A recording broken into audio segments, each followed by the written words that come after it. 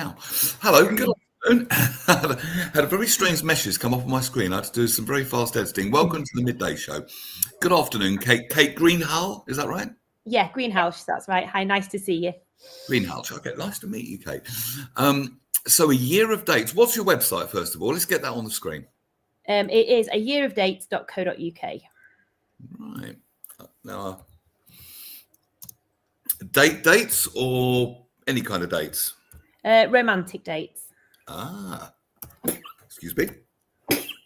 Go on, you mentioned romance. I was going to say that's quite an extreme reaction to quite an extreme reaction, yeah. So a year of dates. A year of dates, yeah. .co.uk.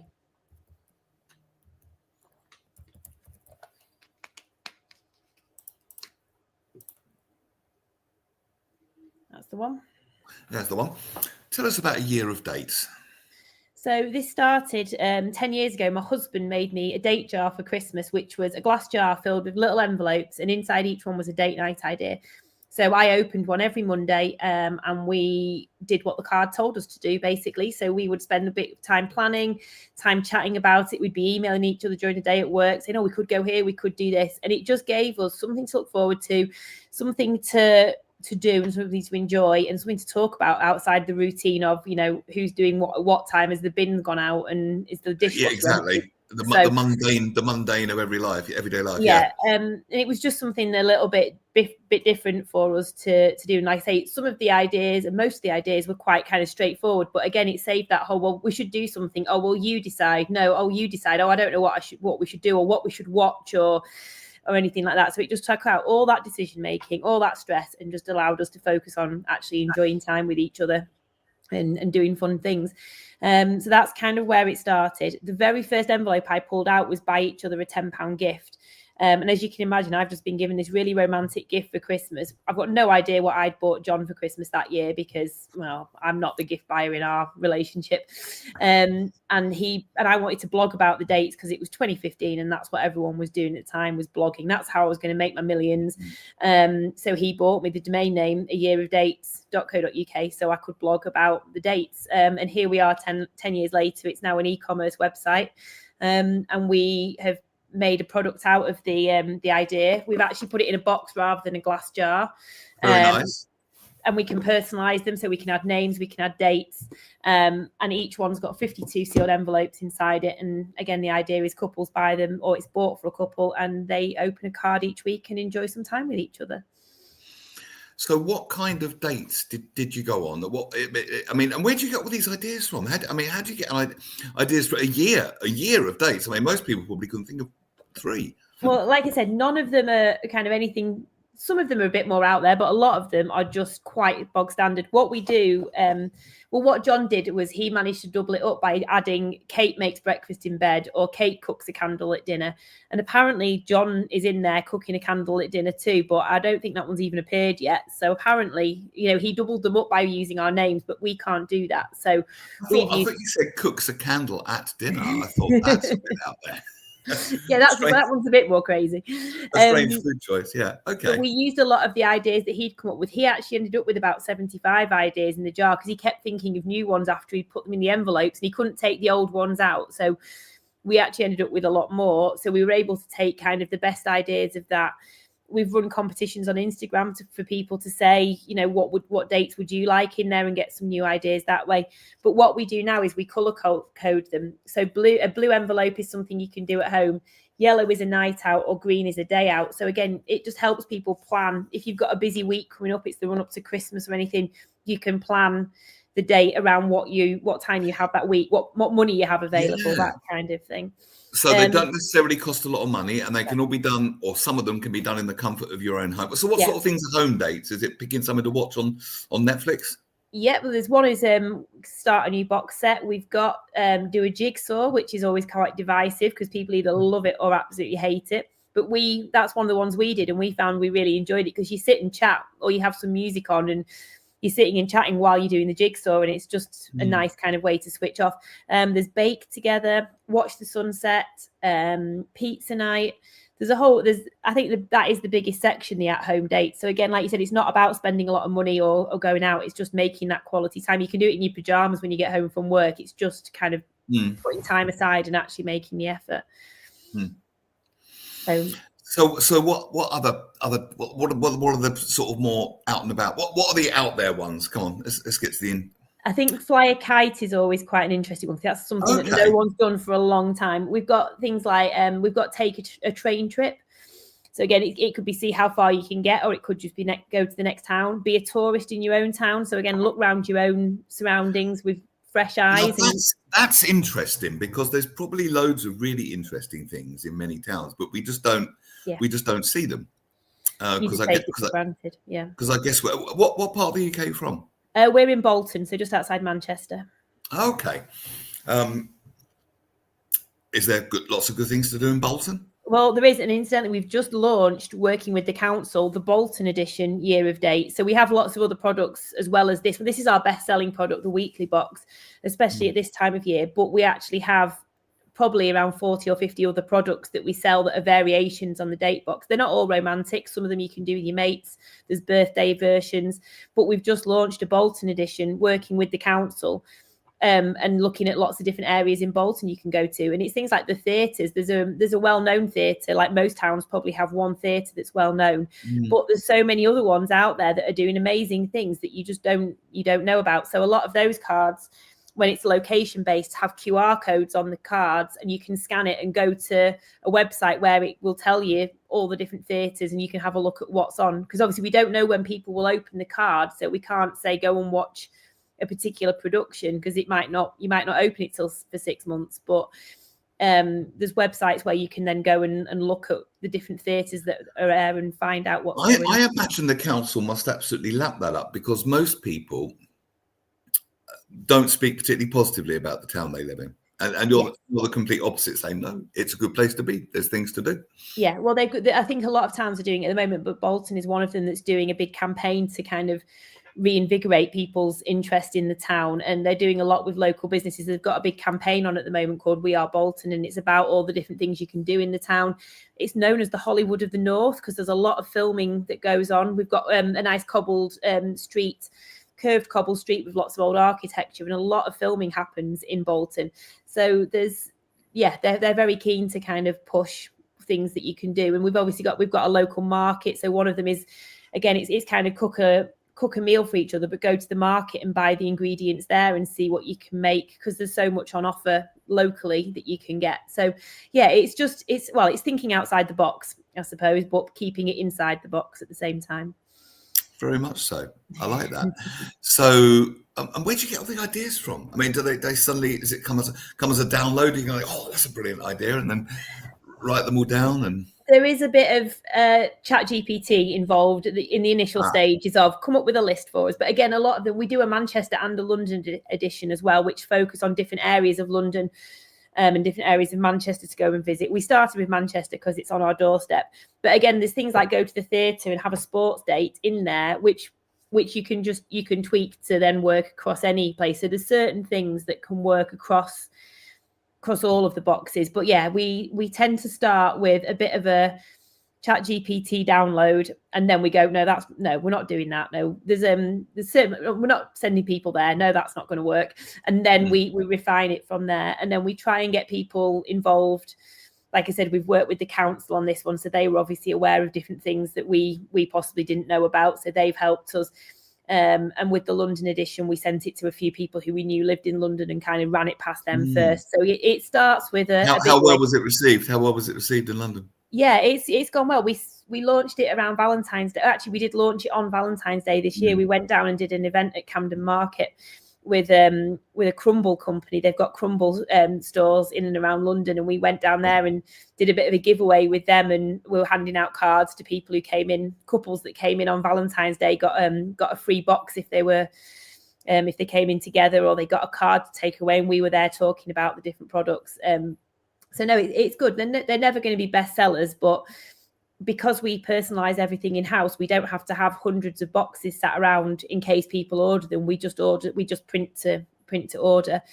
I did wonder that. I did wonder what your garage looked like if it was. Well, we've got a unit. We're actually based. I'm actually surrounded. I'm doing a corporate order at the moment because we do business products as well. So I'm doing a corporate order of 65 sweet boxes.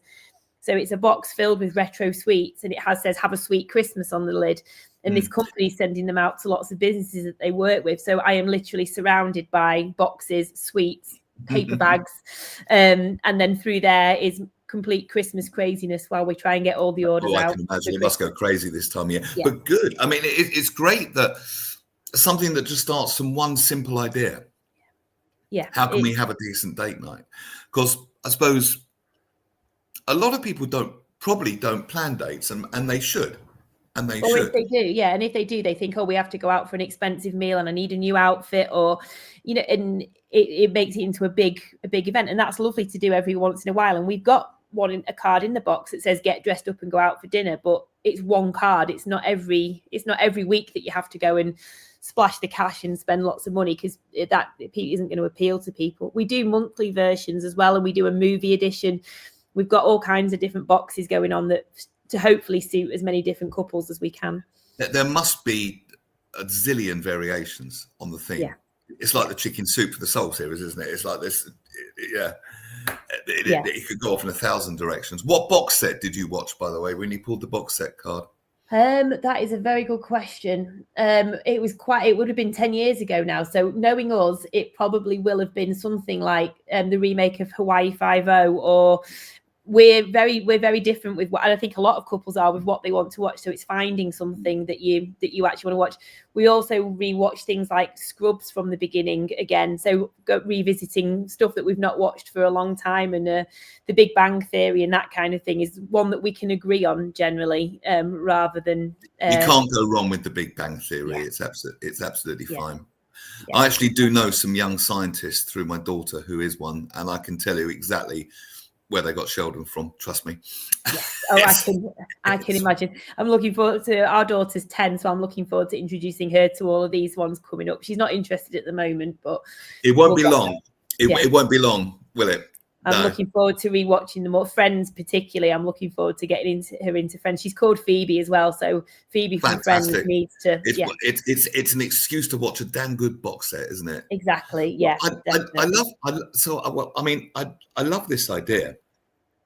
It's a really. I think what I like about it, it just starts as a simple idea, and then it just expands. You probably couldn't have predicted this if I'd have taken you back 11 years ago and said, "Wait, in 2025, you'll be sitting surrounded by boxes."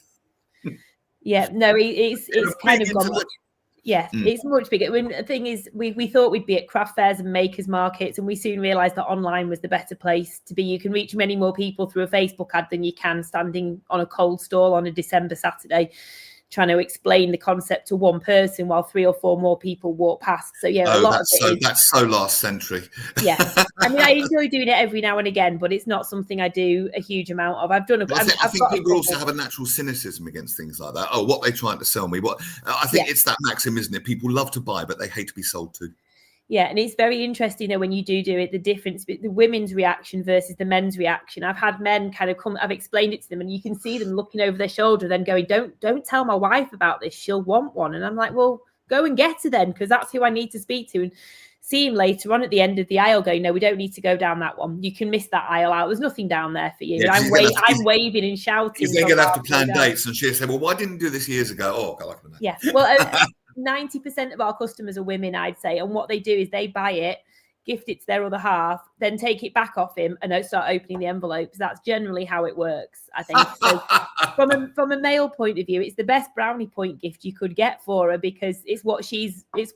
No, you're right. I mean, men are bloody useless at times, aren't they? I did not say that, but yeah. I did. I said that. No, I think maybe useless is the wrong word. I think most decent men that I know are well intended, but at times oblivious. Yes. Yeah. And the thing with this is it's the thought that counts. You don't have to open one every week. If you're in the middle of something really busy, it's there as a reminder when you need it, when you need that little bit of time for each other. It's there as a reminder. We have some people who set up Instagram accounts. It's like our year of dates. We're going to do this. And after about 6 weeks, you realize they've stopped posting what they're doing, and they pop up every now and again. But we've had other couples who religiously do it every week, and they'll email me to say, we're having a week off because we're going on holiday. And it's like, you don't have to tell me. It's fine. You do what works for you. You don't have to Here's the tell thing: them. you've done something so clever here. It's basically viral marketing. Yeah, that's the hope. Yeah. It's not a hope; it's happening already. Yeah. If people are saying, it's the brand, a year of dates, and if people are quoting that on their Insta, it's like saying I'm wearing my Rolex, I'm using my Henry Hoover. Yeah, we'll get that big one from day. my iPhone. Yeah, we'll get there. We'll get there one day. It's not been I mean, we neither of us set out to run a business. We both work in it full time. Me and my husband. It's kind of employs us both full time and has done for about 6 years now. But it's not something we set out to do. Could you ever go back to the whatever job you were doing before? I couldn't go back to 9 to 5. I don't think. I mean, I couldn't. I know so many people that say that. I always said that when I left. I said I don't want to do 9 to 5. We had a young daughter. I want to be able to be there for her, and we are.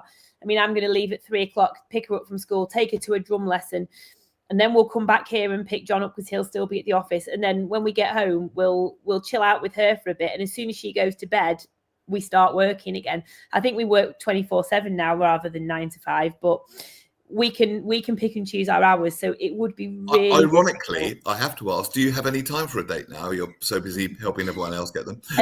At this time of year, no. After Valentine's Day, maybe, but between now and Valentine's Day, no. We our date nights are putting cards in envelopes, printing boxes, replying to emails, and generally making sure that everyone else has got what they're after. So we'll pick it back up again afterwards. But again, that's very benevolent of you. But you really, yeah, we know at this time of year we just have to knuckle down and get on with it. And then it's nice we can do the school run sometimes when it's quieter and go for a walk afterwards and go and get a coffee, and we're not in a rush. Whereas now it's get up, get to the office and start printing the boxes. But it's probably still better than the 9 to 5, isn't it? Because you've got the reins, you've got creative control over it. Definitely. And I'm not saying it's easier necessarily, but it's probably more fun. Am I right in saying that? Yeah, definitely. Every day is different, and we love what we're doing. We wouldn't be, you couldn't do this kind of job. You couldn't set something up if you didn't love it or fully believe it. Because and there would be little point. Yeah, there would be no point. So we love it. We love the messages we get from customers. We love them seeing opening their gifts and sharing it and stuff. And yeah, it's every day is different. There's always something new coming up, like sweet boxes or there's just always something different on the horizon. And you mentioned Manchester and London. It's just UK at the moment, is it?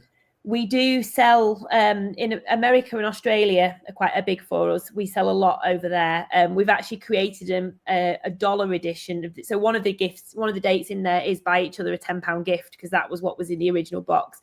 So we have changed it. So there's buy each other. Well, they can be done sort of anywhere, can't they? But if you change the currency. But I meant more like in the sense of like the locations. Yeah, not yet. That's Melbourne. Things to do in, I don't know, Texas. Things to do, not yet. No, that is the hope. We thought we'd start with places we knew, and we'd love to do some more UK versions. And obviously, I'd love to do like a Sydney version or something, and have to go and research it myself. But one day I'd obviously feel like I'd need to go and take photos of it in Sydney. So Well, I think it'd be rude not to, really. I would call that competitive research, and absolutely necessary for the business process. John might call it an unnecessary expense. That's the problem. He does the book. Rubbish. What does he know? Well, we do say that a lot. But yeah, on a good day, this is all his fault, and on a bad day, it's definitely all his fault. That's the way I like to look at it. Fair enough. I wonder how big it could get. Things to do in Melbourne, things to do, things to do on the moon. You could go, intergalactic, maybe. Yeah, definitely. Well, we're in talks with a company to do a Lancashire edition. So again, keeping it quite close to home, but she promotes everything Lancashire. So we're working with her to create the cards on that one, and I think that there's huge potential to go definitely UK wide and hopefully further with it. It's just having the time and the ideas. So 2026, watch this space. I do know a guy, actually. I'm friends with him, and he is. Are you familiar with Kingston upon Thames? Yeah. He like your lady promotes Lancashire. He promotes Kingston.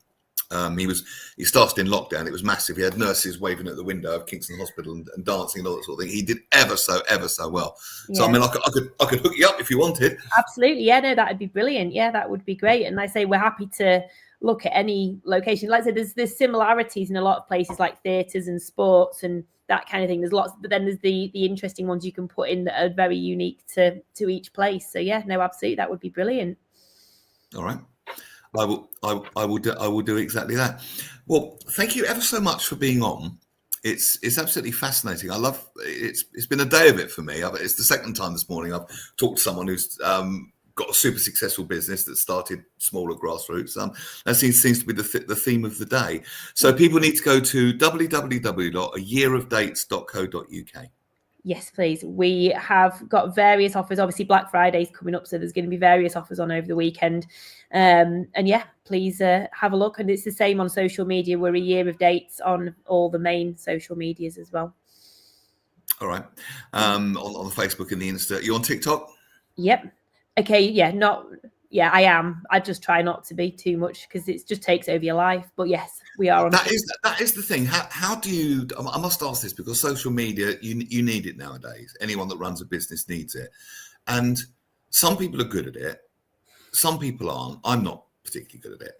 And it can just suck hours, can't it? Hours and hours. Yeah. How do you manage that, if you don't mind me asking?